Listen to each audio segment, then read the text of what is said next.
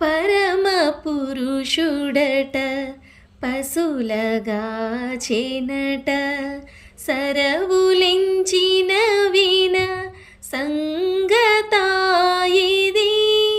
పరమ పురుషుడట పశులగా చేనట సరవులించిన విన సంగతాయిది.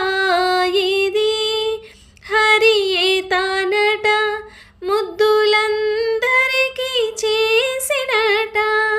హరియే తానట ముద్దులందరికీ చేసినట. ఇరవాయినమ్మ సుద్దులేటివో కాని ఎదుటనున్న